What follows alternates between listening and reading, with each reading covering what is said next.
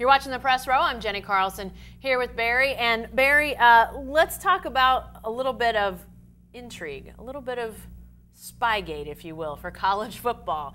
Baylor assistant Jeff Lebby ends up being on the Tulsa sideline during the OU game last week, unbeknownst to Bob Stoops or any of his coaches. If you don't know the name, he's an assistant down at Baylor. He's also Art Briles' son-in-law, so he's dyed-in-the-wool Baylor now, went to OU, played at OU, graduated OU, was an assistant coach, or a graduate assistant there, but Bob Stoops didn't seem any too happy about this. Is this a big deal or not? I mean, just how much could an assistant coach get from being on the sideline during a game? Well, I mean, people on the inside, particularly at OU, say a lot. Now, Art Briles says not much. I personally don't know what you can pick up that you couldn't pick up off the game film, but I'm not on the inside of football, so Bob Stoops and his staff are definitely upset about this. I don't know how much they're upset because they think this is something Baylor can use in November, or how much they're just upset because this is a continuing pattern of behavior by Baylor, which can't seem to stay out of the news.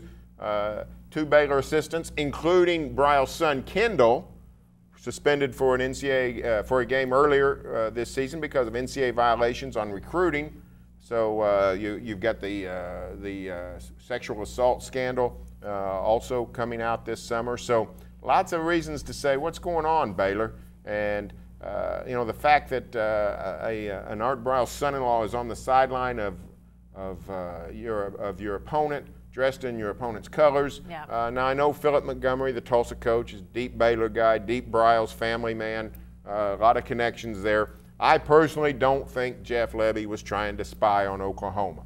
However, I do think he was guilty of incredible poor judgment. Not knowing the rules is a terrible excuse, and it just makes you wonder if Baylor knows where the rule book is, much less ever looks at it. Well, yeah, because, I mean, I think this just kind of adds to the questions of, do they follow the rules, much less do they know them? I mean, Art Briles, in talking about this situation on Monday, I believe it was, starts talking about unwritten rules. It's not unwritten, Art. It's right there in the rule book. You cannot have a coach on the sideline for a game involving a future opponent. Right there in the rules. They did it. They broke a rule. And it sounds like they didn't really know that it was a rule. So somebody down at Baylor needs to walk them through this stuff. Get a tutorial on some of these recruiting violations. I mean, obviously the issue with the player that transferred in and now kicked off the team after being found guilty of rape. I mean, obviously they've got big issues down there.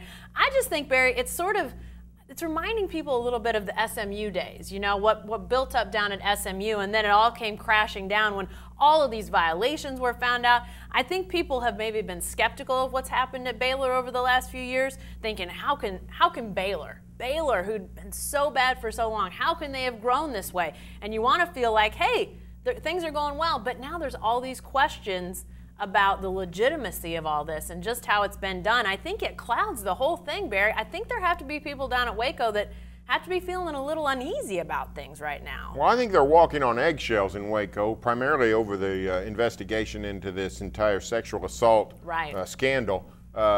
You've heard grumblings from people all over the conference about how Baylor's cheating, how'd Baylor do this, how'd Baylor do that. I actually, I believe in the American dream. I believe people can pull themselves up by their bootstraps.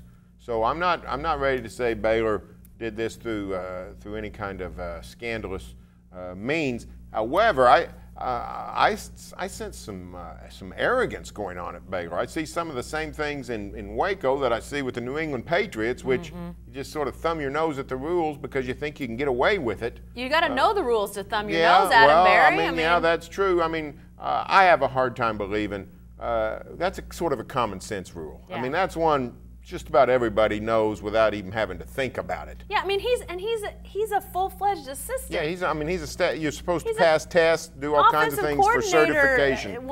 Run game coordinator. Yeah, I just think Baylor's gotten a little arrogant, playing a little loose, not with major rules. It's the same thing with the New England Patriots. Nobody really cares how much air's in the ball, but just follow the rules. Yeah. Just don't get arrogant and thumb your nose at what you're supposed to do. Yeah, definitely interesting. We'll see if it adds any juice to that OU-Baylor game in November. I have a feeling it will. Jeff Lebby, by the way, suspended for the first half of that game.